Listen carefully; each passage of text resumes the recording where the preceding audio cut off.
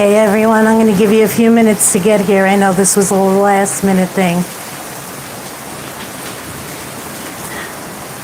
I had no video to put behind this, but I had researched this almost a year ago and never got the chance to make this video. So I have everything all written out.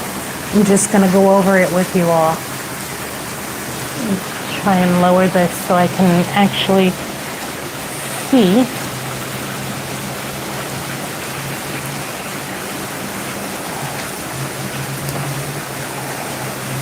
There we go.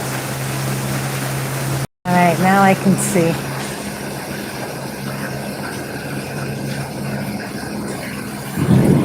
Just also bringing you a rainstorm. Hey Sally, yeah, more rain. Every time I turn my camera on, the rain stops. This time I want to do something that's going on, and of course, the rain is going and it's not going to stop.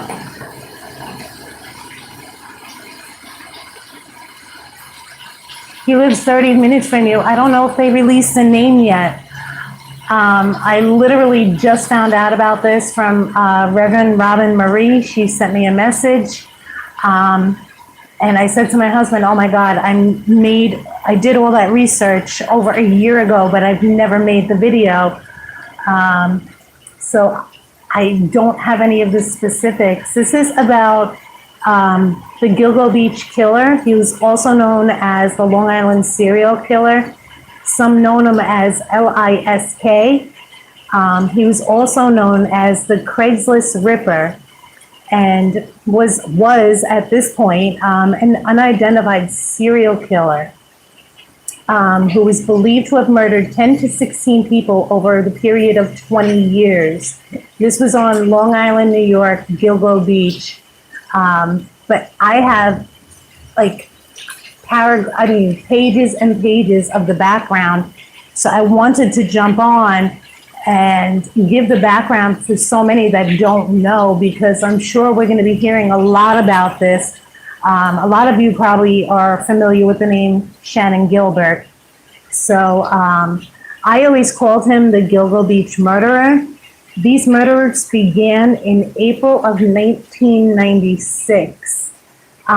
Before we get any further into details of the now identified murderer, I would like to give you a little bit of background, but I definitely want to wait to see if some more people can come in. If you cannot hear me because of the rain and the thunder, please let me know. Can you guys hear me okay?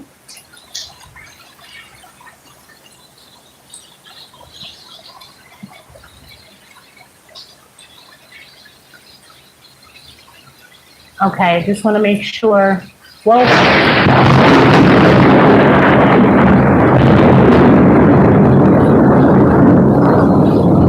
you guys are getting 2 for 1 here. You're getting a horrendous thunderstorm, and you're also going to find out about the Gilgo Beach murderer. So I'm just going to give it a couple more seconds if nobody else comes in. That was loud, exactly, Sally. That was insanely loud. You had to see the lightning. I just hope I'm safe out here, because I don't know. I don't care. I have to make this video.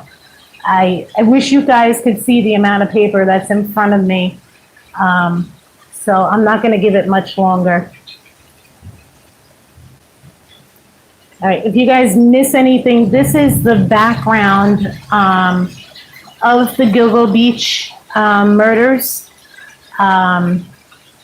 For all these years, I've always had my suspicions of who it was. I always thought it was a detective or a police officer. Sorry if I was wrong. It was just my suspicion. But Sally, have you ever heard of this before? I don't know who else is here. Have you guys ever heard of this before?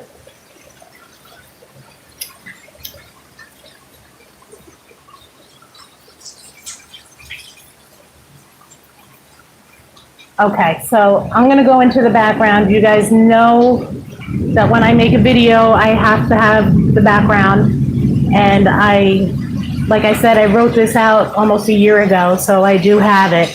If at any point you're having a hard time hearing me, please tell me. So by now you all know that I was born and raised on Long Island, New York.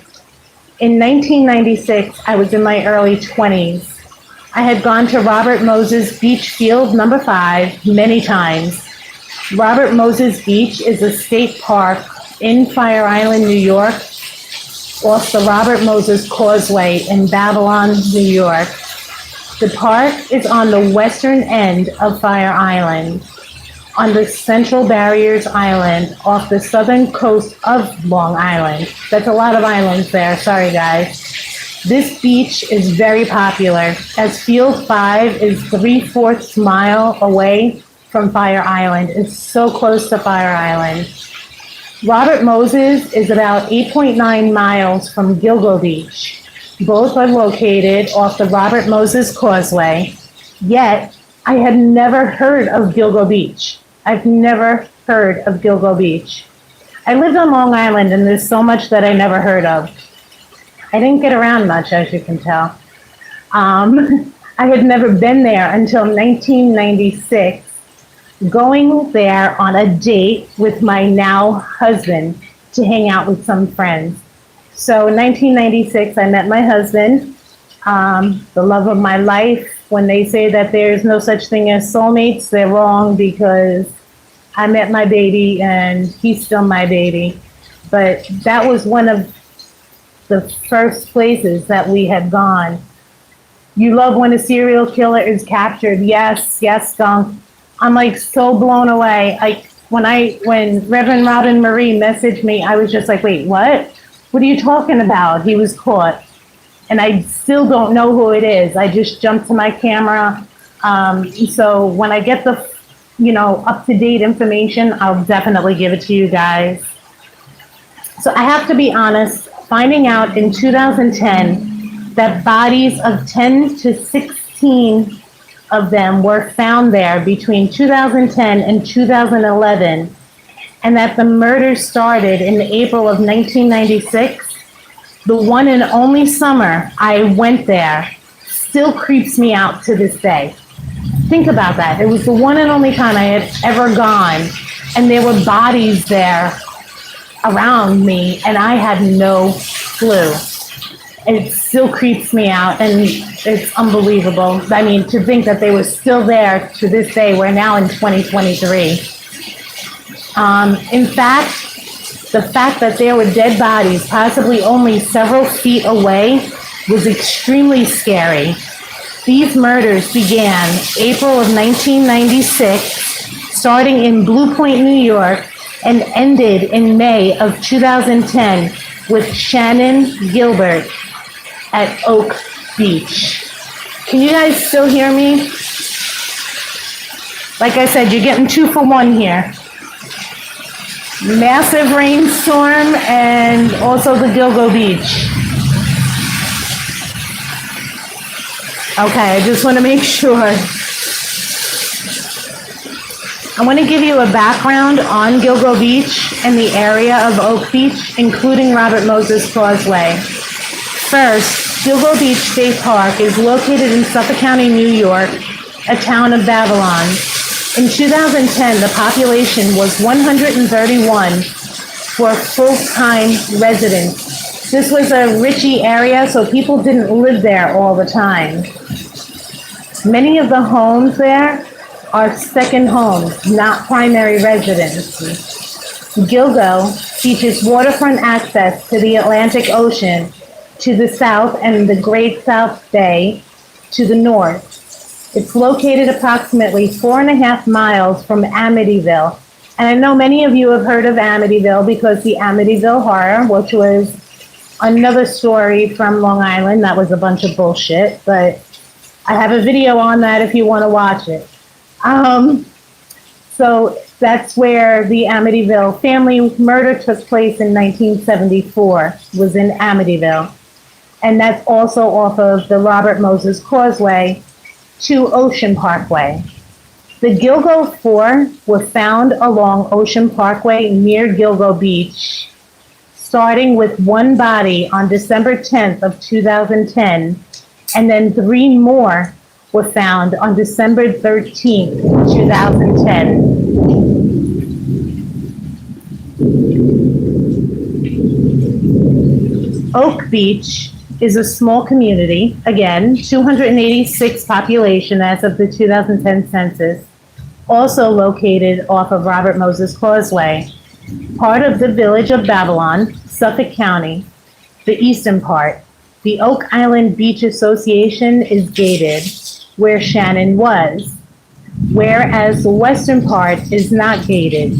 Prior to 2010, the area was part of a larger census-designed place, Gilgo, Oak Beach, and Captree. So a lot of you, if you are from Long Island, New York, I'm sure you've heard of the Oak Beach Inn. I'm sure you've heard of a lot of these places. They got his DNA off of pizza when he threw it in the box. Did they mention who it was? I'm sorry, your comment went away before I was able to finish reading it. I didn't even get as far as seeing who it was.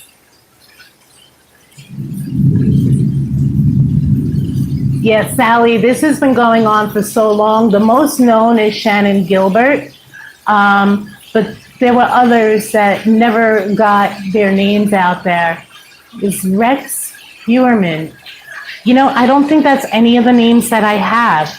Like I said, I did this research almost a year ago to make this video, and then because of my injuries, I never got to make it and forgot it was there until just now. Suffolk County Police Chief James Burke is the killer. That's the one I thought it was. I thought it was James Burke. He worked in Midtown and lived in Massapequa, I think. Oh, and I have it here written down that that's who I think it was James Burke. Holy crap. Are you serious? It's a cover-up? Why do you think it's a cover-up? Do you think they're covering up for James Burke?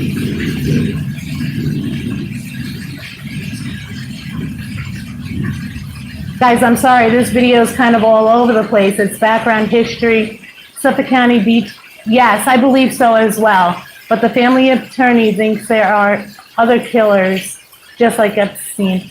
You know, I do think there's more than just James Burke involved, but I definitely think he was behind it. And guys, as I get further into this and you hear James Burke's history, which I have in my information, I think you're going to kind of understand why I was leaning towards James Burke.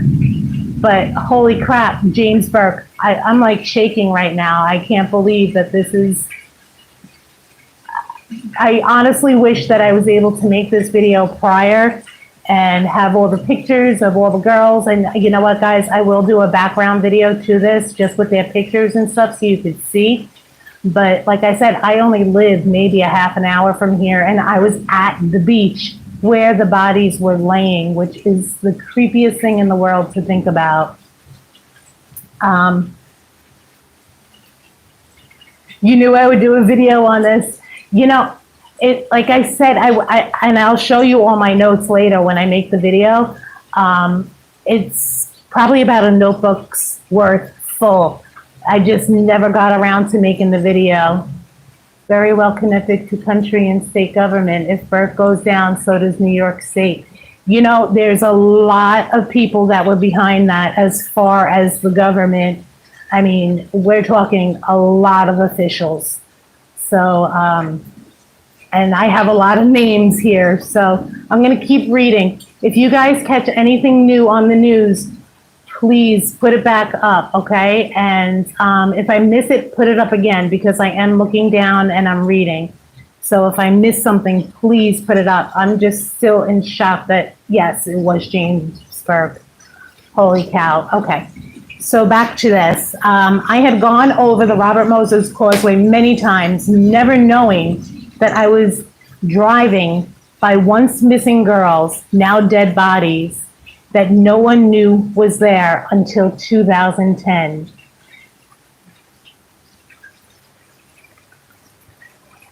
On May 1st, 2010, a frantic call 911 call came from Shannon Gilbert. This call was released a couple of months ago. The attorneys that Shannon Gilbert's family has, that man is amazing. Nobody arrested, doesn't have the money or connection. I don't know. Like I said, I hadn't seen that. I know that they said they had a suspect, but I did not get to see the name. I just grabbed my camera and ran out here. On May 1st, 2010, a frantic phone call, 911 call, came from Shannon Gilbert, a Craigslist sex worker whom used Craigslist to advertise. She told police someone was trying to kill her while she fled her client's home in the Oak Beach Association, which is a gated community. I want to clearly state that while these women were involved in sex trade industries, may have contributed to their victimizations, these women did not deserve to be victimized. The suspect is an architect that formed his own firm. His office is in Midtown. Something sounds a little familiar with that. We're gonna, when we get deeper in, I'm gonna look. That something sounds familiar with that one. Sex workers don't travel that far, $100. This was a high-paying gig in Gilgo Beach. Yes, it was, and I have all the information on her being picked up, driven there, dropped off. Her driver was there. I have all of that information here. I want to clearly state that while these women were involved in the sex trade industry, many have contributed, it may have contributed to their victimizations. These women did not deserve to be victimized. Cops and politics, yeah. During the search for Shannon, which was 7 months later, on December 10th, 2010 through April 2011, 10 bodies were found along the adjacent highway. The first body found by Suffolk police officer John Lalia and his canine Blue. The canine's name was Blue. From Suffolk County, finding 9 more bodies in the month that followed. Shannon's body was the last to be found in the marsh, December 2011, almost 1 year after the first bodies were found. She was found east of the Oak Beach Association community. Again, this was a gated community. Shannon was found 19 months after she went missing, 3.25 miles from where she was last seen by Barbara Brennan. OBI area, yes, the Oak Beach Inn area, yes. She was last seen by Barbara Brennan, whose door Shannon knocked on, but Barbara did not open the door out of fear, but she did call police at 5:22 a.m. on May 1st, 2010. You grew up there? I grew up in Lake Ronkonkoma. My husband is from Brentwood, so we definitely weren't far away. Definitely not far away. The first time police used the term serial killer was December 14th of 2010, after finding 4 bodies, 1 on December 10th and 3 on December 13th. At a news conference, when News 12 asked the Suffolk Police Commissioner, Richard Dormer, who was the police commissioner at the time, that's when it was first mentioned, the word serial killer. Shannon's cell phone and pocketbook were found a few days earlier. Then her body was found. There's going to be a big thunder, guys.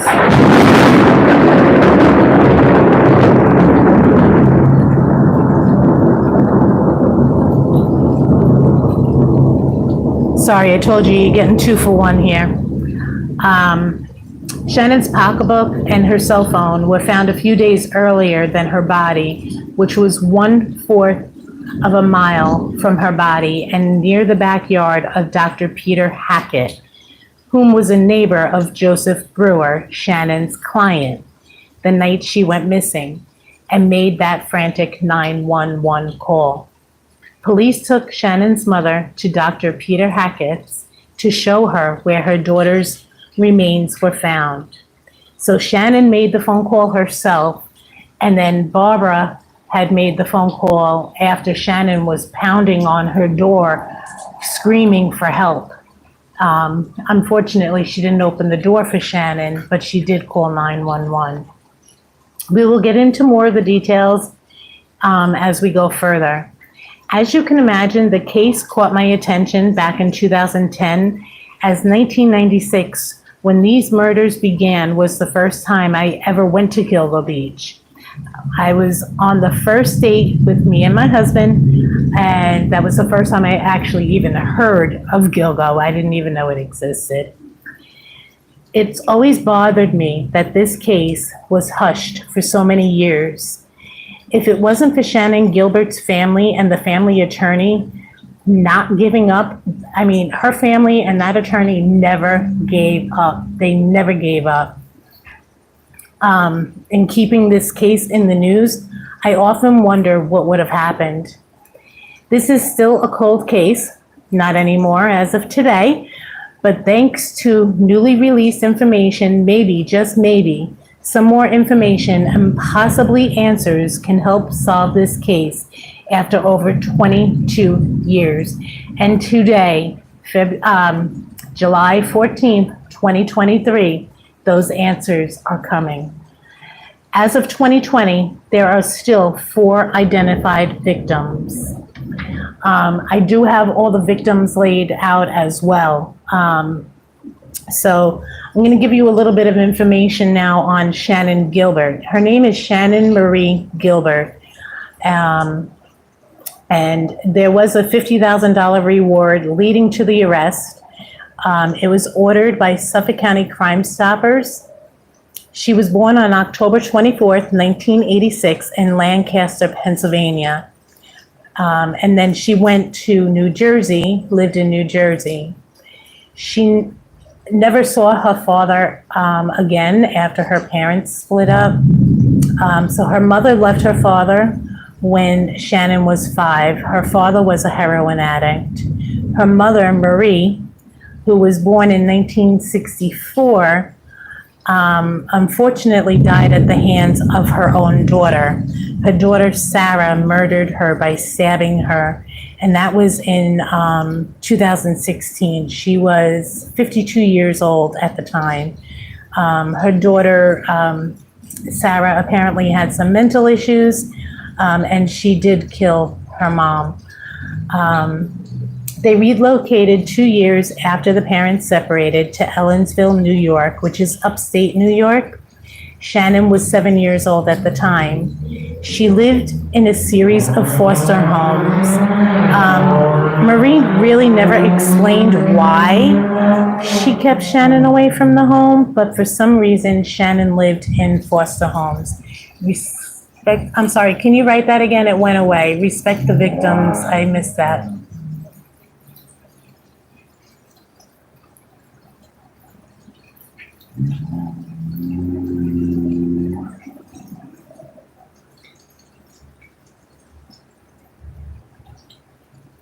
Oh, I'm not showing any disrespect to any of these victims, none.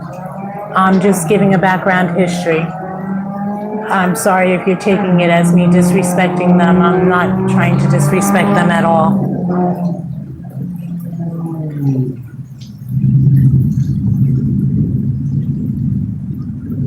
Well, you know what? Even if they did arrest James Burke, he is not officially 100% guilty until the court of law says that he is. So until a court of law says that he is guilty, he's just a suspect. And I have to believe in that. So back to Shannon's history. Like I said, she had lived in a series of foster homes between the age of 7 and 13. Her siblings stayed with the mother. So she had 3 sisters. 2 were younger. One was Sarah, and one was younger. Her name was Cherie. And Stevie was a half sister. Shannon was difficult to deal with. She was a difficult teenager.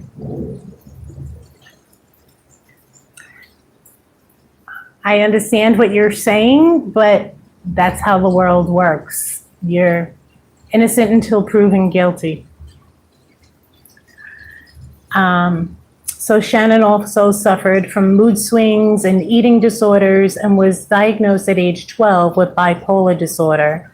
She was given medicine for this, but refused to take it because she said it made her feel tired and agitated, and it also gave her the shakes. She was very intelligent, graduating early at the age of 16. From what so many people said, she was so smart. She was so smart that she really was a smart girl. She was enrolled in nursing classes and moved in with her grandmother and worked part-time jobs. She quit college after 1 year dreaming of becoming a singer or an actress, which I think most girls around the age 16 all have that dream, right?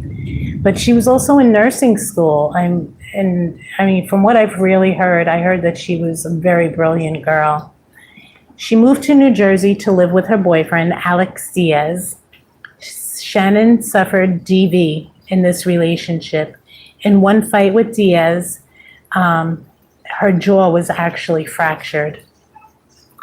April 30th, 2010 was the last time Alex, her boyfriend, had actually seen Shannon.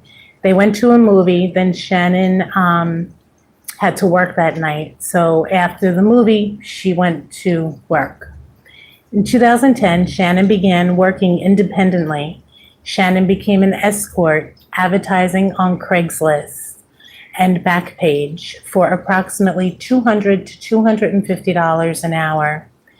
Prior to this, Shannon was working for Lace Party Girls, a prostitution ring that was part of a sting operation in 2007. May 1st, 2010 was the first time client in Oak Beach, Long Island, and the client was Joseph Brewer, who lived in a gated community, which I've already stated, an Oak Beach Association.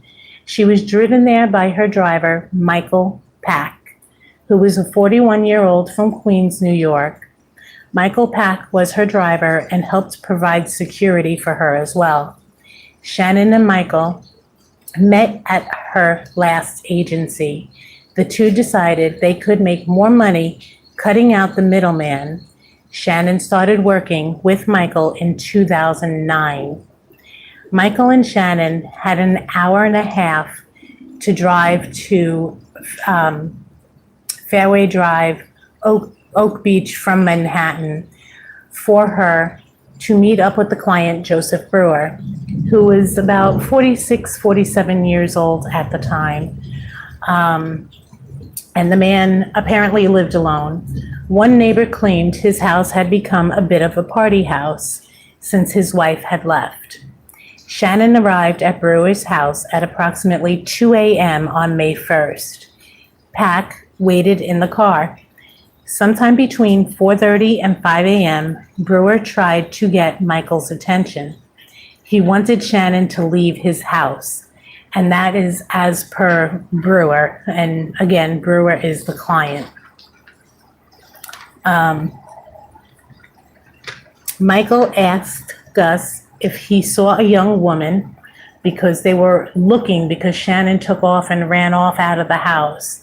So Michael had asked Gus if he had seen a young woman, telling Michael he did and that he called 911. So now that's 3 phone calls to 911 in regards to this evening with Shannon Gilbert.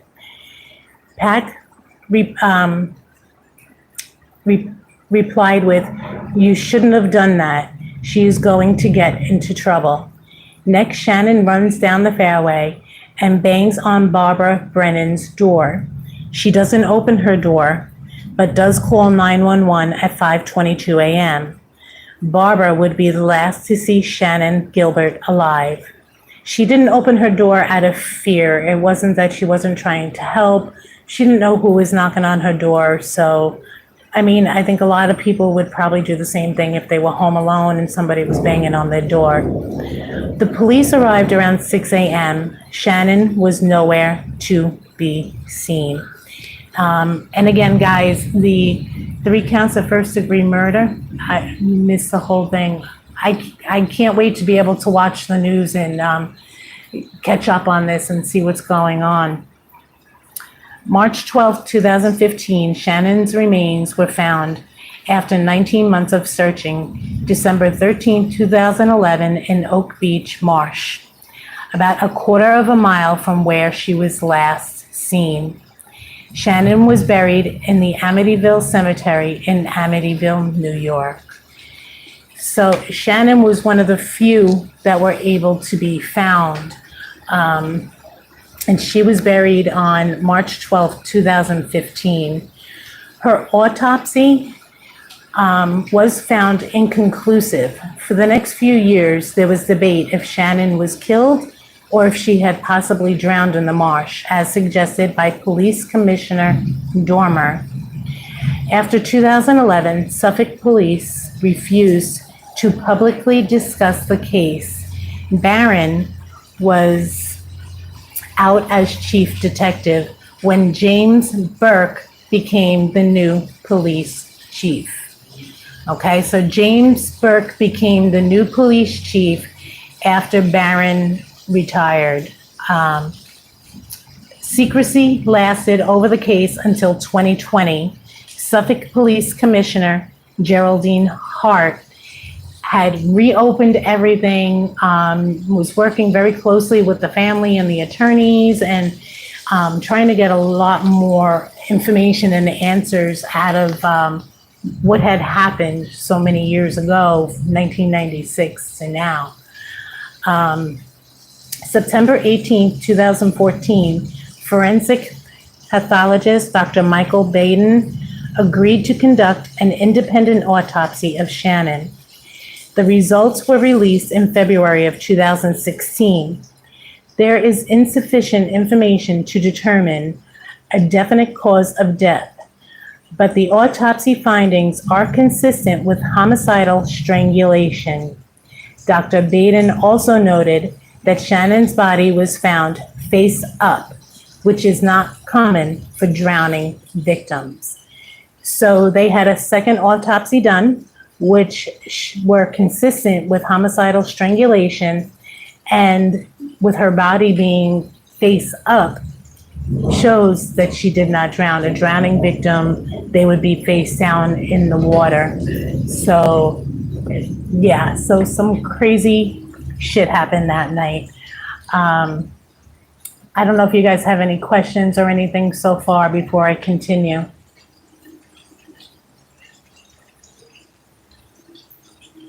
Okay, I did write out a transcript of the 911 call, but I'm not going to read it. It's all over the internet. So I'm not going to, again, go into everything that I had originally wrote because there is so much here. Like, I probably would have made 3 videos out of the information that I have here. So I'm going to try to condense it as much as I can. There was a movie that was made about the Gilgo murders. 3 counts of first-degree murder, 3 counts of second-degree murder. Yes, I heard the call earlier today. So sad. That call was so heartbreaking. Now, is that what they're going after James Burke for, or are they going after somebody else for that?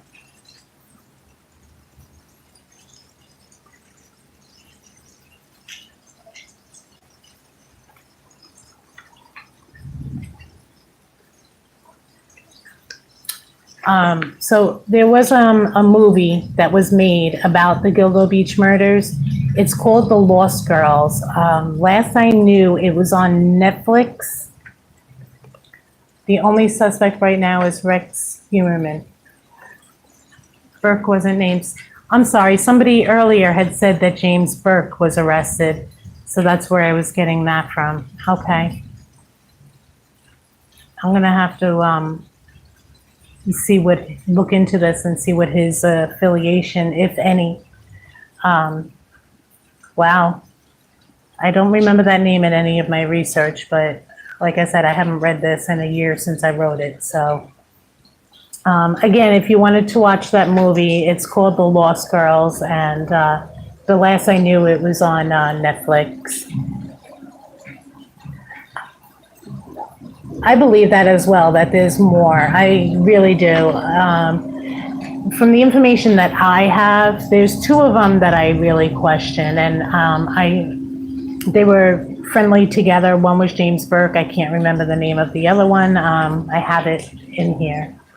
So I wouldn't be surprised if there was more, and maybe James Burke, being the chief, was just covering stuff up. Maybe he was, I don't know, but I still feel like he has some kind of a connection.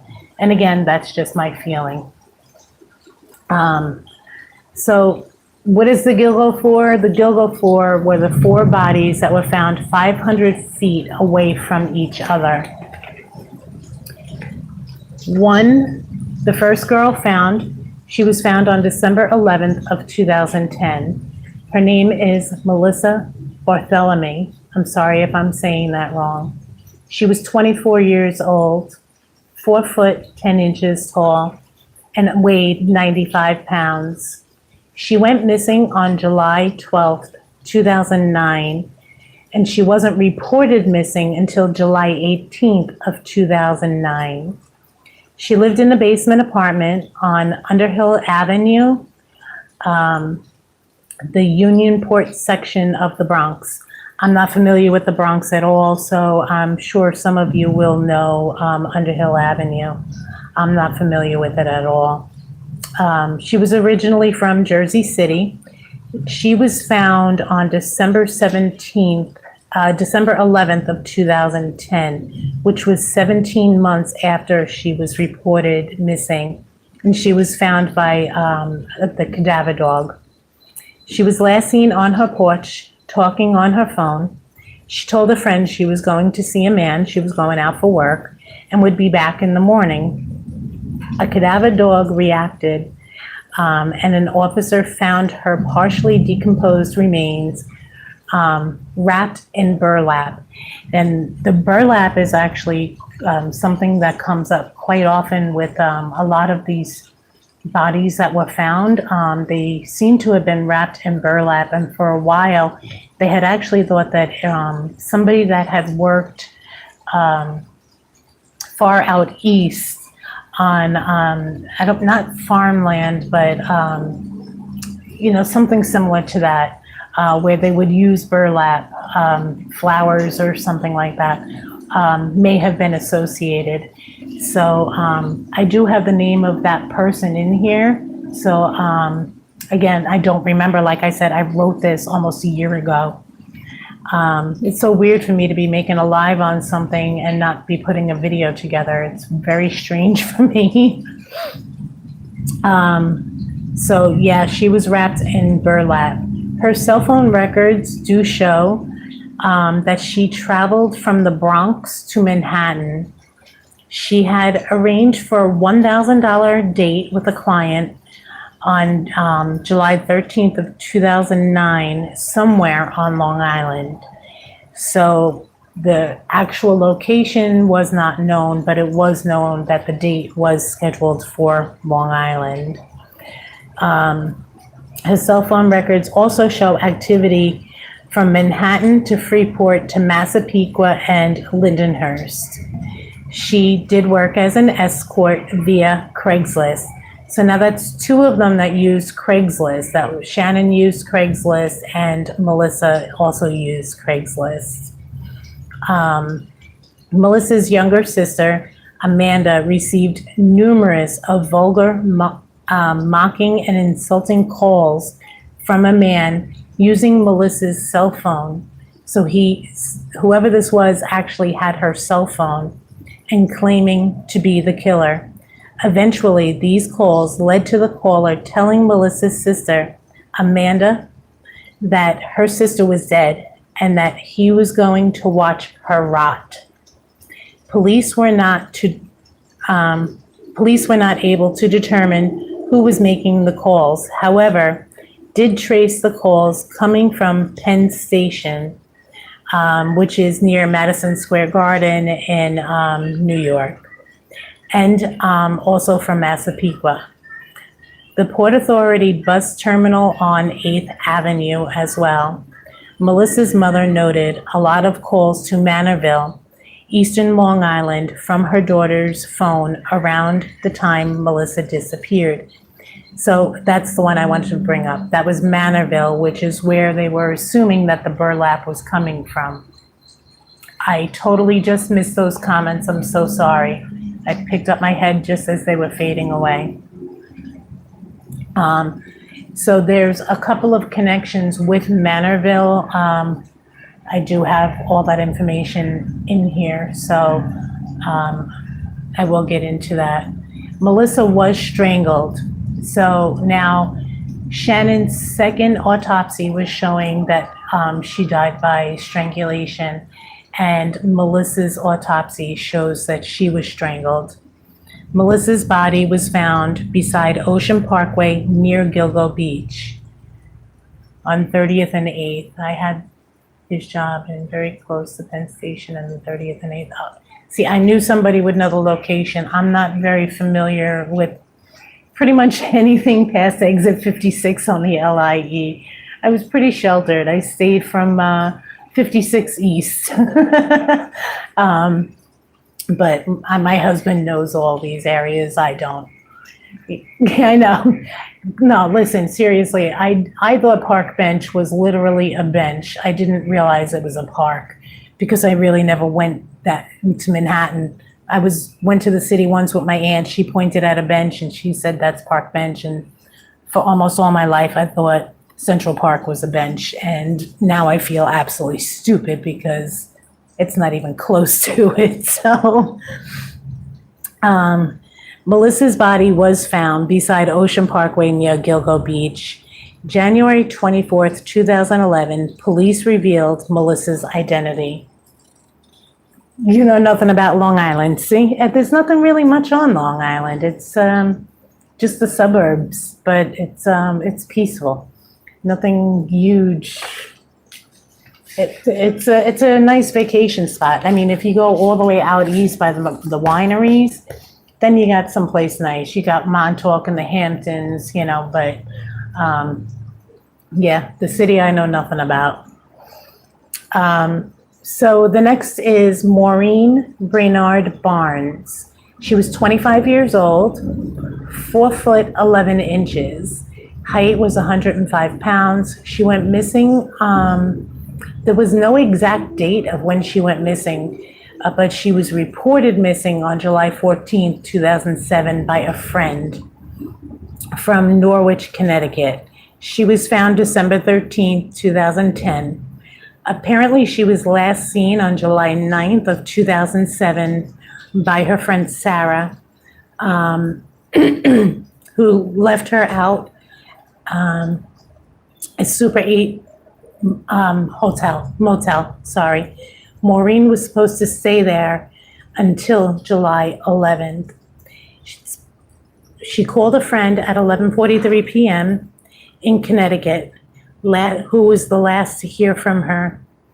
It's believed that she took the Amtrak train to Grand Central in Manhattan on July 6th of 2007. And again, she was found in a burlap sack. So there we go again with the burlap sack. She left her house in Norwich, Connecticut to meet a client she booked through Craigslist. That's 3 now, Craigslist. Shannon, Melissa, Maureen all used Craigslist. Maureen was a mother of 2. This poor woman was probably just out trying to make a living for her kids. And she had two children, probably just trying to make money to support them. Listen, I don't judge anybody. People got to do what they got to do to make money to support their families. And nobody made me any higher than anybody else to judge anybody, and I refuse to. So if this was what she was doing to support her family, then that's what she was doing. But again, Craigslist. She worked as an escort via Craigslist to pay her mortgage. She had left the industry, then returned after receiving an eviction notice. Maureen's friend, Sarah Carnes, the friend who was last to have seen her, and received the phone call from the man saying he saw Maureen and she was alive, saying at a whorehouse, that he saw her last at a whorehouse in Queens. The man supposedly had a Boston accent. I'm sorry if my voice cuts in and out, guys. I still have that issue from surgery. So Maureen is believed to have been the very first victim. It's believed that she was the first victim of this serial killer. Maureen's body was found beside Ocean Parkway near Gilgo Beach. Maureen was strangled. So that's 3 now that were strangled. The next one was Megan Waterman, who was also known as Lexi, also known as Sexy, and also known as Sexy Lexi. She was 22. She was the youngest of the Gilgo Four. She was 5 foot 5 inches tall and weighed about 145 pounds. She went missing on June 6, 2010, and was reported missing on June 8th of 2010 in Maine, in the state of Maine. She was last seen staying in Hauppauge, New York, in a motel, and she was last seen walking to a gas station. She was found on December 13th, 2010, 6 months after she was reported missing from the South Portland, Maine, Scarborough.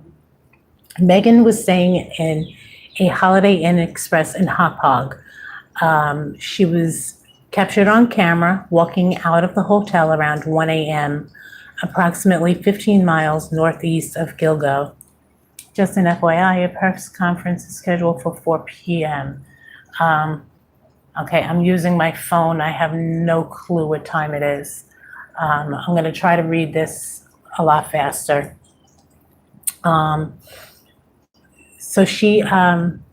Megan also had a 3-year-old daughter. She would advertise on Craigslist. Her pimp was in Brooklyn, New York at the time. Her pimp was arrested on federal charges of interstate trafficking of prostitutes on April 11th of 2012. He was sentenced to 3 years in federal prison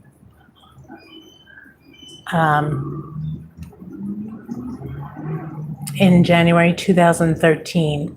There is no information that he had any knowledge or participated in any way to Megan's murder. April 12, 2020, at a press conference held by Commissioner Rodney Harrison, video surveillance footage shows Megan in the hotel lobby before walking out of the exit.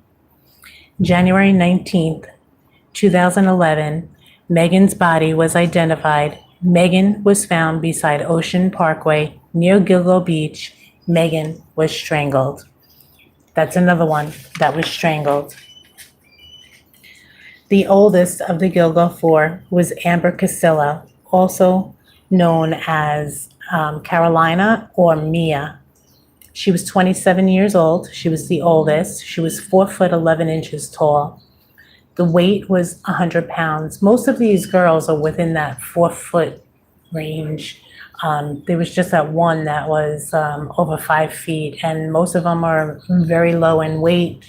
So it seems like whoever did this, they did have what they, were looking for. They had a type they were looking for. She went missing on September 2nd, 2010, on foot, no cell phone. She was reported missing, she was never reported missing. She was last seen on September 2nd, 2010. A friend walked her towards her car from their home. She was found on December 13th of 2010, 3 months after she was last seen. She was last seen in West Babylon, Long Island, which is a lot closer to where I'm from. Moving from Clearwater, Florida to New York. She was last seen by her roommate, leaving her home to meet a client. The client had called her 3 or 4 times and offered Amber $1,500. I'm sure he intimidated these pretty ladies. It's 3:07. Thank you so much. I saw a picture of somebody. It was a tall, husky man with dark hair. Is that the one that you're talking about? Because I did see a picture of somebody before I ran out here.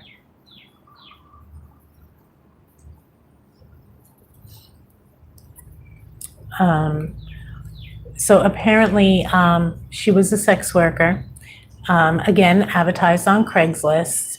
She was a heroin user as well and lived with other female and 2 men. They all shared a cell phone. So she didn't individually have her own cell phone. Her and her roommate shared one phone. Her family thought she was in rehab and did not report her missing immediately until she stopped responding to the calls and messages. She worked as a sex worker to support her and her roommate's heroin addiction. She completed a 28-day drug rehab and relapse not long before she disappeared. Amber did in-calls at her home as a sex worker, as well as out-calls. It was ran as a scam with the 2 male roommates. Once the client paid, they would confront the client saying Amber was their girlfriend, and client would flee. Amber is believed to be the 4th victim. The body was found beside Ocean Parkway near Gilgo Beach. Amber was strangled. So all 4 of those girls were strangled. Most of them used Craigslist. 2 of them were working to support their children, keep a roof over their head, and all 4 were found on the same day while they were looking for Shannon Gilbert. So what do these all have in common? Maureen, Melissa, Megan, and Amber, they were all in their low to mid-20s. They were all sex workers or escorts. They were all petite. Melissa and Maureen disappeared in July, 2 years apart. Melissa's sister and Maureen's friend both received odd phone calls from a man. The wrapping in the burlap sacks. I'm really curious with this guy that they arrested. I'm really curious what his work background was. The other thing I know is a lot of people that were somewhat involved in this story now live in Florida, no longer live in New York. So that's another thing that I do know. He's an architect. I wonder if an architect, I don't see any reason an architect would use burlap. You know, I'm going to be deep diving into everything. I literally came home from physical therapy and got a message, and I was like, you got to be kidding me. I never got to make my video. So the burlap sacks is another thing in common. They were found 1/4 mile apart from each other. The bodies were found on December 13th, 2010. Maureen, Megan, Amber. Melissa was found first, which was on December 11th of 2010. The 4 bodies were within 1/4 mile span, about 500 feet apart. Shannon Gilbert was found 5.5 miles away from the Gilgo Fort. So there was quite a few. Now, there's other bodies that are associated with this, and it goes, like I said, it goes back as far as April 1996. So if you're from Suffolk County, and you'd be familiar with the Blue Point Beach, it's known as Fire Island. The person that I'm doing right now is known as the Fire Island Jane Doe. To this day, I don't think she was still ever identified. So it's Blue Point Beach, which is Davis Park, Suffolk County, New York, Fire Island. And this was April 1996. 2 brothers were out for a walk on the Fire Island beach, came across a black garbage bag with a woman's legs inside. At 7 p.m., about a mile west of the bay side beach. The toes were painted red. It's pretty bad when you can't read your own handwriting. The two brothers were men. Of course they were men, they were brothers. One was a doctor and owned a summer home in the Davis Park community. The Suffolk County Police responded at Blue Point Beach, Davis Park, Long Island, New York. They began looking for missing person in Suffolk County, but at that time, no one appeared to match a missing person. The case grew cold. No one knew it then, but those legs found by the two brothers in April of 1996 were the first signs of the existence of the Long Island serial killer. The skull for the same exact person was found in 2011 in Nassau along Tobay Beach. So the skull was found on Ocean Parkway. Here we go again, Ocean Parkway west of Tobay Beach, 2011. And the legs were found in 1996, Davis Park, Fire Island. That's just insane. So whoever this was obviously decapitated the body and left pieces. That's absolutely sick. West Hempstead is another one, which was in June of 1997. This is just to show you how far back these go. And again, I did a lot of research. It took me months to do the research. And then when I was done with the research, I just never got to make the video. So June 1997, another Jane Doe, known as Jane Doe number 3. This was West Hempstead. A hiker found a dismembered woman in a green plastic bin in Hempstead Lake State Park, West Hempstead, New York, Nassau County. The woman had a heart-shaped peach tattoo on her torso, which was found. Police believe she was dead for less than 36 hours and less than a week. April 11, 2011. Her upper and lower extremities were found in 2011 with gold jewelry in a plastic bag. One of the two remains found on this day in 1997, as well as baby jewelry. Oh my God, baby jewelry. That just makes me sick to even think of. Were found in 2011 with baby Doe. So yes, there was a child that was also taken. Sickening. A Black woman with medium build between the age of 18 and 30. A child was also found in 2011, and the child was believed to be her child. And guess where they were found? Oak Beach. Baby Doe was found to be the daughter of this woman. Baby Doe was found April 4th, 2011, 6 days earlier than her mother. Jane Doe was found near Jones Beach State Park along Ocean Parkway. So if I remember right, they had actually ended up giving this woman the nickname of Peaches because of the tattoo. Don't mark my words on it. I could be wrong, but I remember hearing that. Sorry, guys, I need to drink water. Okay.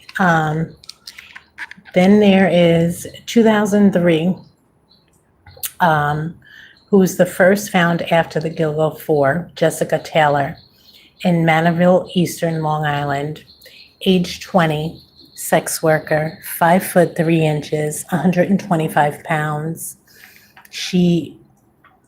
I could not find a date of when she was reported missing, but she was from a small upstate town and was last seen in Manhattan, New York, July 21st, 2003. She was found July 26th, 2003 by a woman walking her dog 1 mile from where a torso was found on November 19th, 2000 of another woman, now known as Valerie Mack. The killer attempted to observe a tattoo torso. Hands and head were cut off. She was on a plastic sheet. I really should put out a warning because I don't remember a lot of what's in here. So sensitive material, guys. I'm sorry, I should have put this warning out sooner. She was found, the items that was found was a skull, a forearm, and hands, 2003, and she was naked. 2011, her head and her hands were found on Oak Beach on March 29, 2011. March 29, 2011, Suffolk County Police returned. May 9th, a skull and a pair of hands were found in a wooded area of the Long Island Expressway, Halsey Manor Road. I don't know it, I never heard of it, which is in Manorville. The medical examiner believed she was deceased 2 or 3 days before she was discovered. So on May 9th, they returned to Gilgo Beach to continue searching for Shannon. 1 mile east of the original site, these additional remains were found. So did you guys know that there was so many, or did you only know about the Gilgo 4?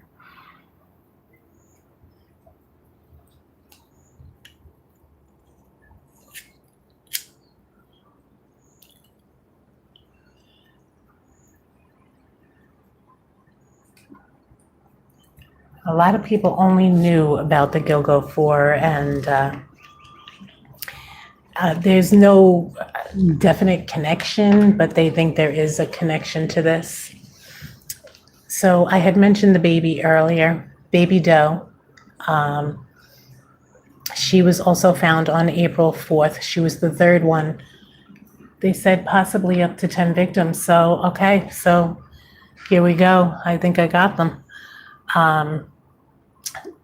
There was 3 found on April 4th. So it was since the 1980s. Oh, I don't doubt it. I don't doubt it. I mean, things were a lot different in the 80s.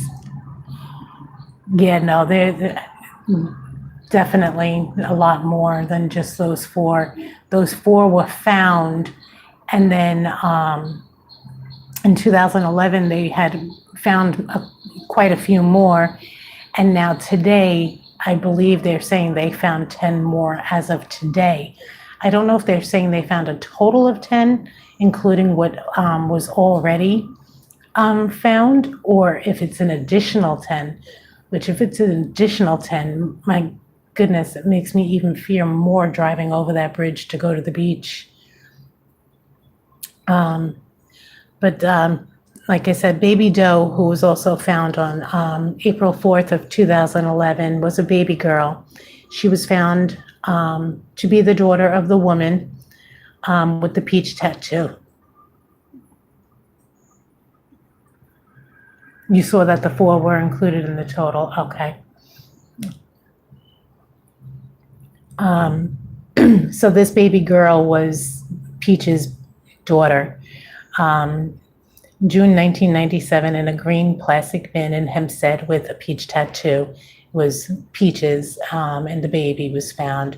She was found wrapped in a blanket with no apparent signs of trauma. She was also found along Ocean Parkway between Oak Beach and Gilgo Beach. And then there was an unidentified Asian male who was also found on April 4th, 2011, and he is a John Doe.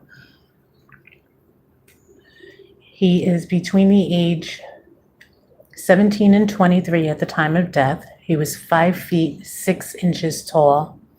Went missing. They estimated it to be 5 to 10 years prior to him being discovered. He was the only male victim, and it's been determined that it was blunt force trauma and was wearing women's clothing. He may have been transgender, and unfortunately back then wasn't as accepted as it is now. People reacted differently. People reacted harsh.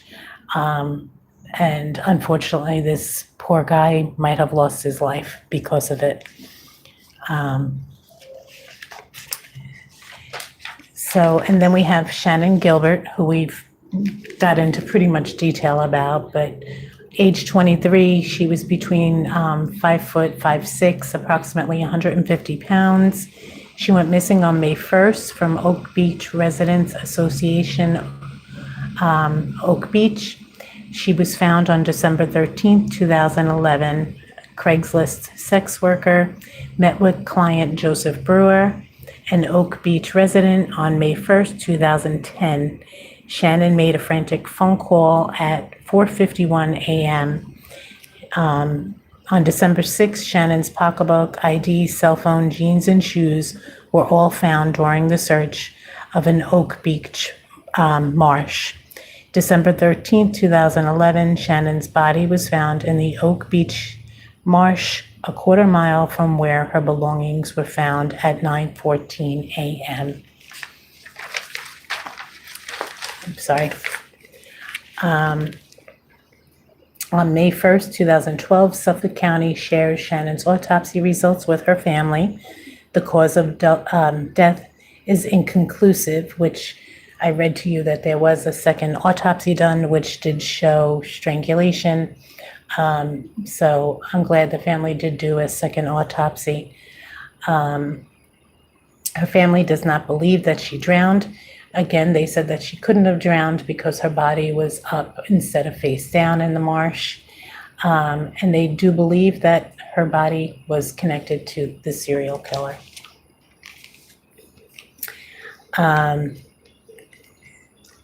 Okay, then there's Valerie Mack, who was once a Jane Doe, but then was later identified. She was found by 3 hunters. She was nude and stuffed into a garbage bag. She was 24 years old and weighed about 110 to 120 pounds. She was a white female, 5 feet, 5 inches tall. She went missing in the spring of the year 2000.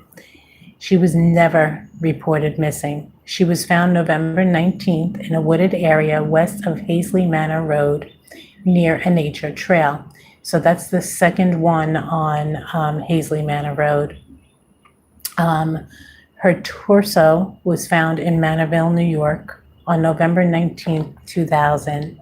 Her skull, hands, and foot were found on April 4th, 2011. It was identified through genetic genealogy in 2020 is how they identified her, and she was no longer a Jane Doe. She was working as an escort in Philadelphia. Family members last saw Valerie spring or summer of 2000 in the Port Republic of New Jersey. She was last known to be seen in Philadelphia in the year 2000. November 19th, 2000, a woman's torso was discovered in a wooded area near Halsey Manor Road in Manorville, New York, the eastern end of Long Island in Suffolk County. May 22nd, 2020, Suffolk County Police said in a statement they had positively identified Jane Doe number 6, and that was through the genetic testing. May 28th, 2020, Suffolk County Police released the ID of Jane Doe number 6, 2000 Manorville. Her name was Valerie Mack. She was also found along Ocean Parkway between Oak Beach and Gilgo Beach. My goodness. On November 10th, 2003 in Manorville, I believe this was the male that we just spoke about, or no, this is a different one. Age 35 to 50, height 5 foot 6 inches. Body was found badly decomposed 400 yards south of the Long Island Expressway near Topping Path in Manorville, New York. Discovered by a hunter in a wooded area 3 miles east of the woods. Jessica Taylor and Valerie Mack were also found in this area. The autopsy results were inconclusive, said to have died up to 4 months earlier. The victim was identified in 2015. Family requested not to release his name. So I guess there was more than one male. So I'm sorry if I had given some wrong information there. Now, these are some of the connections that I came up with. For Jane Doe, who's known as Cherries. So we have one that was known as Peaches, and we have one that was known as Cherries. Now, there was no official link. Still questioned, but no official link. There was a suitcase containing a dismembered torso of an unidentified Hispanic and light-skinned African-American female, which washed up on the beach at Harbor Island Park in Mamaroneck. A few weeks later, her legs washed up in different areas of Long Island. A stab wound was on the torso. She had a tattoo of 2 cherries on her right breast. So these are just some that could be connected, but not official. Another non-official is Tanya Rush, age 39. She was last seen at 3 a.m. walking towards a subway station in Brooklyn, New York. She was found June 27, 2008, in Belmore. She was crammed inside a suitcase near Newbridge Road. Again, I don't know the area, so I'm not familiar with Newbridge Road. Her body was dismembered. Police stated it was a particularly brutal murder. There was a lot of rage in this. Found by 2 highway maintenance workers in a suitcase on May 17, 2011.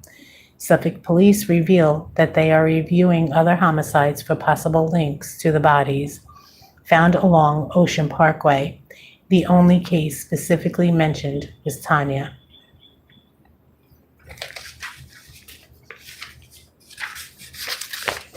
Then there was a male, Jane Doe, who was found on February 17, 2012 off North Street and West Wading River Road. Wading River Road is out by Manorville. That much I do know. In a wooded area, yes, of Manorville, I have it written down. So Eastern Long Island, I know. Anything of West, don't ask me. The body was wrapped in bed sheets, a plastic bag, and duct tape. Police estimated that the body had been there for at least 5 years. Then there was a Jane Doe, again, not officially linked, January 23rd, 2013. Skeletal remains of a woman discovered in a garbage bag alongside the shore in Laddington, New York, which is a village located within the town of Oyster Bay in Nassau County. Again, I don't know the area. She probably fought back. I wouldn't doubt it. I wouldn't doubt it if a lot of them fought back. But yeah, you're right. She was wearing a 24-karat gold pig pendant, which may be a reference to the year of the pig in some Asian cultures.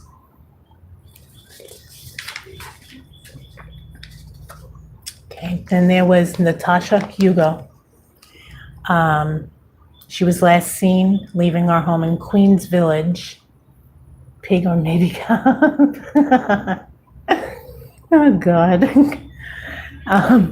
She was last seen leaving our home in Queens Village in New York, June 24th, 2013. Her car was found along Ocean Parkway near Gilgo Beach the next day, March 17, 2013. Her wallet, ID, and some of her clothing were found in the sand. On June 24th, 2013, Natasha's body washed up on Gilgo Beach, about a mile from where her car was found in March. And there's more. This is, again, not officially linked. So this was Andre Jamal Isaac, who was originally a Jane Doe, who's also known as Sugar Bear. Went missing before Thanksgiving in 2002. His torso was found in 2002 in Avon Head. His arms and legs were discovered in 2 locations, in Mauritius in 2003 and in 2004. 2003, a man ice skating on Forge River in Mauritius just on January 25th, 2003, discovered a severed head embedded in the frozen pond. I can't even imagine. That's kind of something you see in a freaking horror movie. That just gave me like the worst heebie-jeebies because it's seriously something you see in a horror movie. On July 28th, 2003, authorities, the severed head had a bullet lodged in it, and it was the bullet itself was discovered by an X-ray. April 10th, 2004, a landscaper cleaning property of a newly constructed home in Mauritius, 3/4 of a mile from Forge River, found a set of partial remains in wooded area adjacent to the property. On the 29th of 2020, as per Suffolk County PD. DNA analysis linked the head and partial remains to a partial torso found in Far Rockaway, December 17th, 2002. So I'm not familiar with Far Rockaway, but I do know it is nowhere near Mauritius. Wait, remember East End of Suffolk is like Wild West. You can do anything. Let me tell you, the East End, I worked in Mauritius for 13 years. The cops I came across, they weren't playing. So, yeah, I don't know. I mean, I don't know about the East End, but in Mauritius, they weren't playing. They were on top of things over there.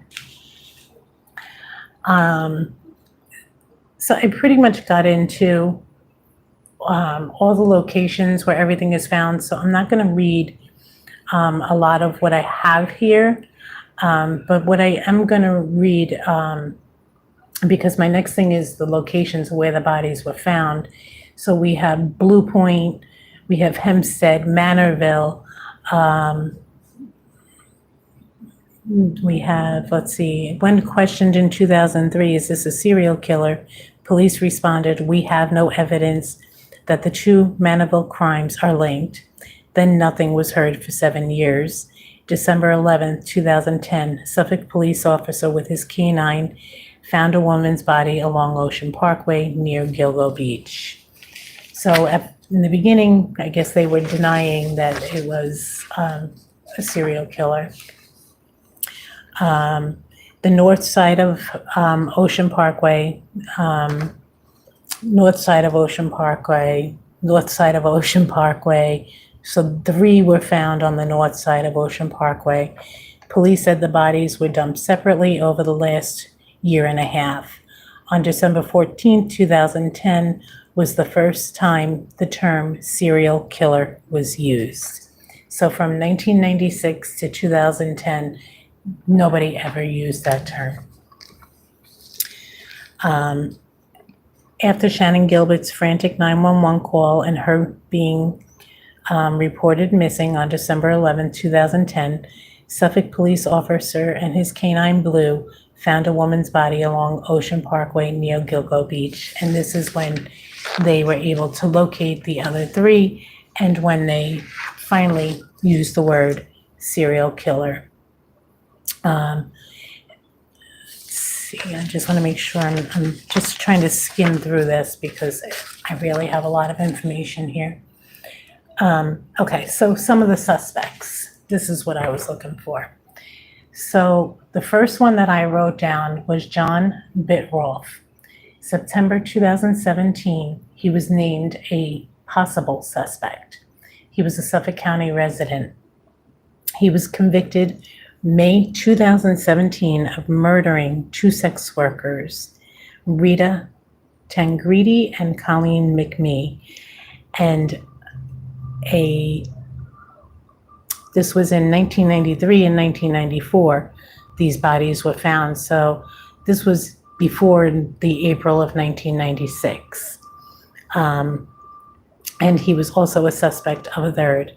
Was a suspect in at least one Long Island serial killer murders, LISK. So he was a suspect in at least one of the Gilgo Beach murders. Bitloff lived in Manaville, 3 miles from where the torso of the LISK victims, Jessica Taylor and Valerie Mack, were recovered.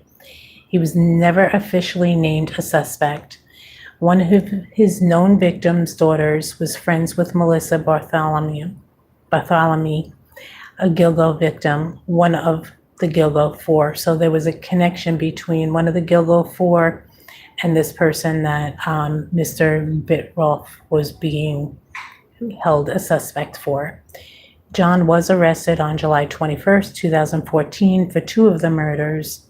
DNA connected him to Rita Tangredi and Colleen McMee, convicted for the 2 murders July 5th of 2017. These murders took place with Rita being found November 2nd, 1993, and Colleen being found January 5th, 1994. Also, John is a suspect in the murder of Sandra Castillo. September 2017, he was found guilty and sentenced to 2 consecutive life sentences for the 2 murders, one in 1993 and one in 1994. Joseph Brewer is the next one that is listed as a possible suspect. He was never officially named a suspect. He was an Oak Beach resident, and he was one of the very last people to have seen Shannan Gilbert, who ran out, told her driver, "Get her out of my house." Nobody will ever know specifically what happened that day.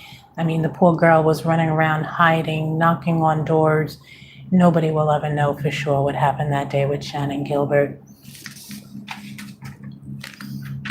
Okay, another one never officially named as a suspect was Joseph, was a neighbor of Joseph Brewer and also a client of Shannan.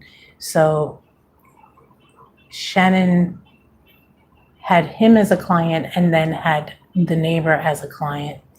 His name was Peter Hackett. Charles Peter Hackett, according to court records, also known as Dr. Hackett, was the neighbor of Joseph Brewer, called Shannan's mother 2 days after. Sorry about the beeping noise. There must be a van pulling backwards. She went missing, saying he ran a home for wayward girls halfway house from his wife's phone. Initially denied calling Shannan's mom, Mary, to News 12 Long Island, saying he never saw Shannan Gilbert's phone records proved different. So Peter Hackett, yes, they were all friends with Burke. Burke was actually seen partying with these people at that house in Oak Beach. So Burke was definitely somehow intertwined with all of these people. But this guy, Peter Hackett, is the one that had called Shannan Gilbert's mom and was making all those disgusting accusations. And if nothing else, I don't know why he was never looked into more at that point. He was actually security at the community for where Shannan was the night that she went missing. So it was a gated community, and this man that, made these phone calls from Shannan's phone call to her cell phone, to her mother, this man was the security for this community. That's kind of crazy. He was a physician that once worked for the Suffolk County Police. There we go, another connection. Gated and had cameras. Yep, gated and had cameras. But like I just said, he was connected to the police. He was a physician that once worked for the Suffolk County Police. According to Shannon Gilbert's attorney, Hackett was formerly a surgeon for the Suffolk County Police. Hackett said Suffolk County fired him after he claimed to be at work when he wasn't. Marie Gilbert, Shannon's mother, filed a wrongful death lawsuit against Dr. Hackett. And I'm sure there's a lot more information that was not released about Dr. Hackett. He was formerly a surgeon for the Suffolk Police. He lied about being at work. What day was he lying about? Was he lying about the day when Shannon went missing? Like, I have a lot of questions when it comes to Mr. Peter Hackett. So I don't know. There's just way too much there. He was security there, so he, nobody was going to bother any of these parties that they were having with, escorts there or whatever else they may have been doing there. Who knows? But this was one of my questionable people. James Bissett is the next one. He committed suicide in his car at the Mattatuck Park 2 days after Shannon Gilbert's remains were found. One of his businesses was a plant nursery, a main supplier of burlap in the region. See, I knew that I had somebody in here that was connected to a place that had burlap, and it was James Bissett, who unfortunately took his own life. I don't care circumstances or not. I don't believe in suicide. But this is where the burlap connection came in. I knew I had it here. I missed what that just said. The next is Andrew Frey, who's another possible suspect. A Long Island man arrested for trying to kidnap 2 sex workers. Maybe he was an accomplice. YouTube is going crazy on the news. I know, I can't even imagine what YouTube is going crazy right now with the news. But like I said, I had all of this written, and a lot of people don't know the background. Yeah, it's coming up like crazy. I'm sure it is. But a lot of people who don't know the background, who didn't live on Long Island, who didn't experience a lot of this, don't even know about this situation. So here I am, I'm providing the background, and I will definitely catch up to the news reports. So Andrew Frey was another possible suspect. He was arrested for trying to kidnap 2 sex workers on separate occasions. He was charged with multiple counts of attempting sex trafficking and attempted kidnapping, has a history of violence against sex workers. Federal investigators examining if there is any connection to the Gilgo Beach murders. So that was another one. And then James Burke, who was the police chief. He resigned from the department on October 2015. He was indicted for civil rights violations and conspiracy. Blocked FBI involvement from looking for this serial killer from January of 2012 to October 2015. And I don't know. Yeah, exactly. Shaking your head. Oh, thank you. I didn't even know what to do. I just grabbed my phone and went outside. My neighbors are like probably wondering what the heck is this girl doing over there talking about a murderer. But so James Burke, yeah, that's not suspicious, right? Exactly. The doctor was fired and James Burke, and they just happened to be connected. So James Burke was kicked out of all task force, kicked FBI out of the investigation. He kept task force away from the area. He stopped talking to the press. Yes, RJ. 1995, had sex with sex workers in his police cruiser. Yes, you heard me right. Used his police car to have sex with sex workers. And lost his gun during one of these instances to the girl. He was found guilty on all of these accounts, only got 15-day suspension and transferred to a different precinct. Seriously? Does anybody else see anything wrong with that? Having sex workers in your police cruiser, they take your gun. I really need to find out who this guy is that they arrested. As soon as I'm done with this, I'm going in and catching up.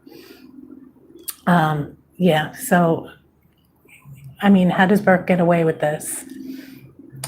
He was found guilty on all of these counts, and he only got 15-day suspension and transferred to a different precinct. A few years later, he was promoted. Yes, you heard me right. I didn't stumble over my words like I sometimes do. He was promoted after having a relationship with a prostitute.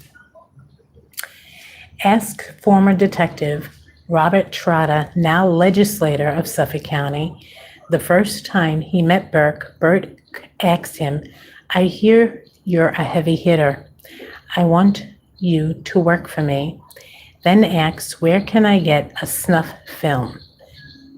Trotta did not know what a snuff film was. Burke explained, "A snuff film is when there is a video of you having sex with a woman and then you kill her and her body reacts a certain way." Who in their right mind would say that? I'm going to reread that just in case you did not hear that. James Burke, you heard that, right? I'm going to reread it. James Burke, who is a police officer, asked former detective Robert Trotta, who is now a legislator of Suffolk County, the first time he met Burke. Burke asked him, "I hear you're a heavy hitter. I want you to work for me." Then asked, "Where can I get a snuff film?" Trotta did not know what a snuff film was, and Burke explained, "A snuff film is when there is a video of you having sex with a woman and then you kill her and her body reacts in a certain way." What?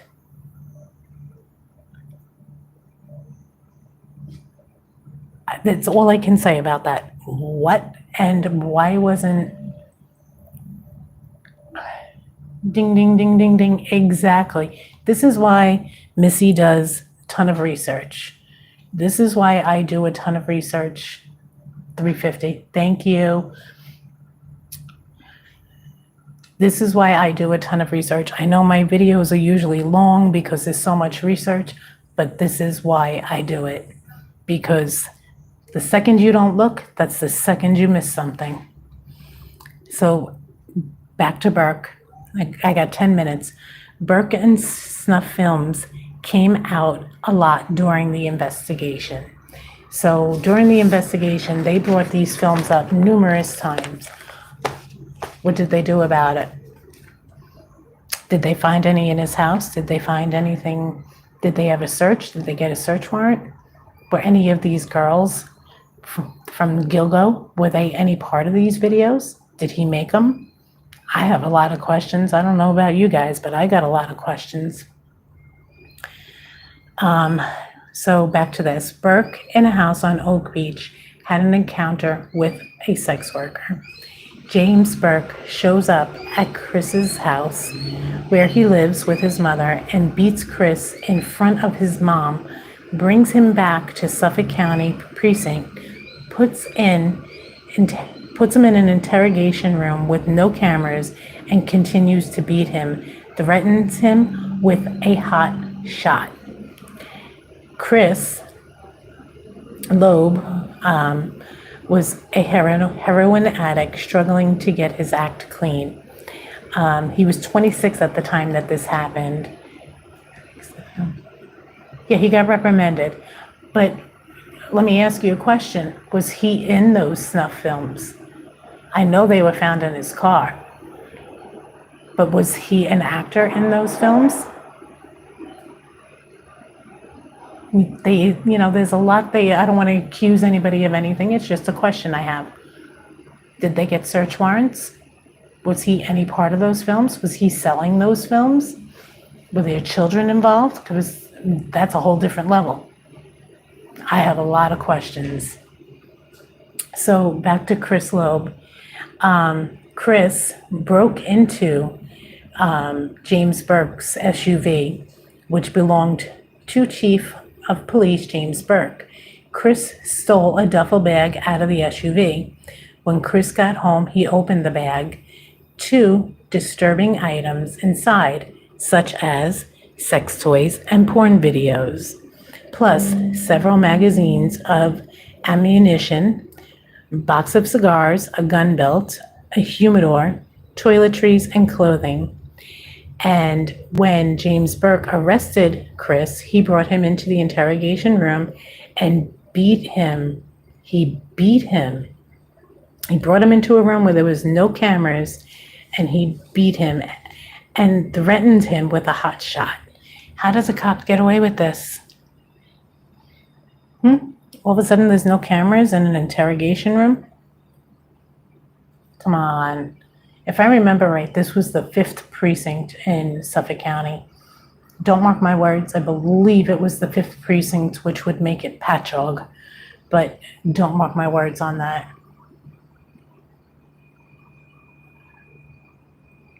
Hey, I'm just stating the facts.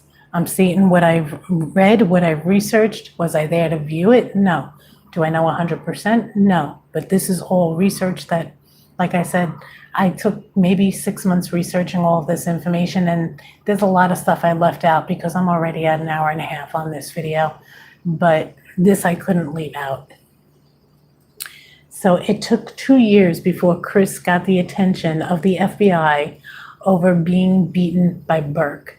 So Burke got away with beating Chris for over 2 years before anything was even done, and the FBI was involved. I mean, what was going on in that precinct? So December 2012, James Burke goes to Chris's house where Chris lives with his mother and beats Chris in front of his mother, then brings him back to the precinct. It's the 4th precinct. I'm sorry, I was wrong. I know I just read that other part. The 4th District Headquarters in Hauppauge, New York. Puts him in an interrogation room with no cameras and continues to beat him and threatens him with a hot shot of heroin to make it look like an overdose. Burke also threatens to rape Chris's mother and continues to beat Chris. Another detective had to pull Burke off of Chris. Chris went to jail for car burglaries.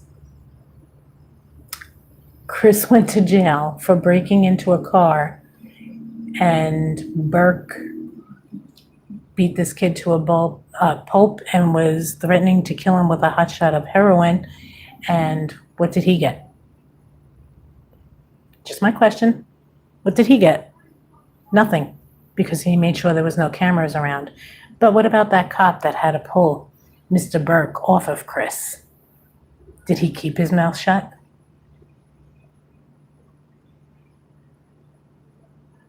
Yes, that's who I'm talking about right now, RJ. He also threatened to give him heroin snuff, so it looked like he overdosed on heroin. And another cop had to pull him off of him. That's who I'm talking about right now. His name is Chris. That's exactly who I'm talking about right now. He beat him into a pulp and then threatened him with hot shots of heroin and threatened him to rape his mother before another detective had to pull Burke off of Chris. Exactly. Burke blackmailed officers to lie for him. Prosecutors found a cover-up that they say went all the way to the top of the local law enforcement in Suffolk County, New York. Burke was arrested by the FBI in 2015 and arraigned. December 9th, 2015. Eventually, Burke was prosecuted for these crimes. He pled guilty to several civil rights violations against Chris on February 2016. He went to prison. He was sentenced to 46 months and 3 years supervised released. He is out of prison now. So for what he did to this guy, threatening to kill him, threatening to rape his mom, beating him to a pulp, because of those snuff films, I really want to know what was in those snuff films that made him so upset. There's more to those films than anybody will ever know about, because it will never get disclosed. It will never be disclosed. So I'm just checking here.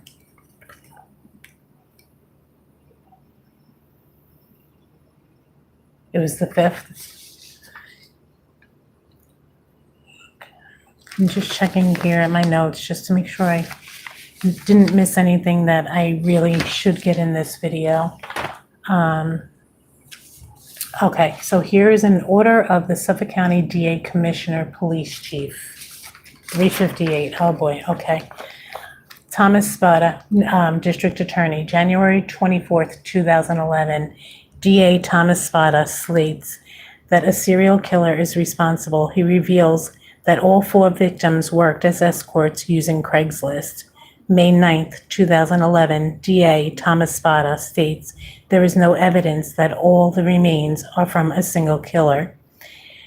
Note, refer to the dormer's comment first. I have no clue what that means. I wrote it so long ago. December 15th, 2011, DA Spada disagrees with Commissioner Dormer's theory that a single serial killer is responsible. Edward Webb is named interim commissioner, replacing Richard Dormer, and James Burke is announced Suffolk County Police Chief starting in 2012. November 29, 2011, Commissioner Richard Dormer reveals that police now believe one serial killer is responsible and that Shannon Gilbert's case is not connected. He stated that it's just a coincidence that she went missing in Oak Beach and the bodies were found on Gilgo Beach. My ass. I'm sorry. I don't believe that. December 13th, 2011, after Shannon's body was found at 9:14 a.m. in Oak Beach, March, Commissioner Dormer stated, this may be a young lady who ran into the brush in a hysterical state, fell down, and expired for some reason. I call bullshit. I'm sorry, guys, I'm reading fast. Commissioner Harrison stated, based on the evidence, the prevailing opinion in Shannon's death, while tragic, was not a murder and was most likely non-criminal. Again, bullshit. January 16, 2020, Suffolk County PD releases images of a belt found at the Gilgo crime scenes with the letters HM or WH in the leather. Police believe the belt was handled by the killer and did not belong to any of the victims. Commissioner Hart stated that forensics genealogy was being used to help identify the victims. May 22, 2020, Suffolk County PD said in a statement they had positively identified the Manaville Jane Doe number 6, whose remains were found in both Manaville in 2000, 10 years later, and Gilgo Beach in 2011. And then May 6, 2020, a judge overturned the appeal of the Suffolk County PD and ordered them to release Shannon's phone call, which they refused to release for many years. June 28, 2021, Senator Boyle holds a press conference at the Oak Beach Park to demand answers from Suffolk County officials regarding the investigation into the victims of Gilgo Beach, requesting from State Attorney General Letitia James to appoint a special prosecutor to review the initial stages of the investigation. Senator Boyle sent letters to Attorney General Letitia James, Suffolk County Chief of Police Stuart Cameron, and Suffolk County Executive Steve Bellone, which I hear that he's been behind a lot of things as well. December 10th, 2015, Suffolk County Police announced that the FBI had officially joined the investigation. This was 5 years after the bodies were discovered in 2010 due to Chief James Burke, one of the suspects, stymied the FBI's investigation for years while he was chief from January 2012 to October 2015. This announcement of the FBI joining the investigation came one day after former Police Chief James Burke was indicted for civil rights violations and conspiracy. Burke resigned from the department on October 2015. December 10, 2015, Suffolk County Police Commissioner Tim Saney announced the FBI officially joined the investigation that almost 7 years ago now. Police Chief and Commissioners, 2010 to 2011 was Dominic Varione, who was the Chief of Detectives, DA Tom Spada, which a lot of people say that he was something to do with it. See, we were right on the same time there. We both said a lot of, well, talk about, what is it called? You owe me a Coke? 2011, James Burke was named police chief. 2015, Tim Sickney, new police commissioner, bringing the FBI back in. Nothing else said until January of 2020. So nothing was said from 2015 to 2020. So 2020, Geraldine Hart, police commissioner, released the photos of the belt that was found at the crime scene, also sending DNA of unidentified victims to the FBI. I want to say thank you, Geraldine Hart, for stepping up and doing something. Thank you very much. She stated the FBI were blocking them from 2012 to 2015. When asked in 2020 if there was a suspect, Geraldine Hart responded, no. Gilbert's family attorney, his name is John Ray, and he stated in 2016 that James Burke and Dr. Hackett were in connection with each other. And I definitely agree with that. It's my feeling, it's my opinion, I'm entitled to it. But like I said, nobody is guilty until a court of law proves them guilty. January 16, 2020, Mr. Ray gave a press conference urging law enforcement to release Shannon's 911 call. May 6, 2020, a judge orders the Suffolk County Police to release Shannon's call from May 1st, 2010. This is 10 years after Shannon dialed 911 for help. Mr. Ray says he heard the 911 tapes and calls them extremely valuable. Last thing, guys, and then we're going to go because I want to catch that. Mr. Ray held a press conference to dispute the Suffolk County claims that Shannon's death was an accident. This was stated by Commissioner Rodney Harrison on May 13, 2022. Shannon's sister also spoke, stating that the case needs to be independently reviewed. And guys, that's all the information that I have researched over the last couple of years. I believe the doctor, the good doctor, and the chief are definitely guilty of something. I don't know who this guy is that they're picturing, but I'm very interested to find out more. And guys, as I find out some more, I will bring you some more. I know you're going to be watching the news, so I'm not going to post news clips unless you guys don't have access to them. Otherwise, if you want me to post some, I will. I don't have all that high-tech equipment, so I can't go live with the news unless I put it on my TV screen. I use my cell phone for my videos. But there's your background on Shannon Gilbert, the Gilgo murders. And today we find out who's being arrested and who else may be connected, and are there more arrests to come.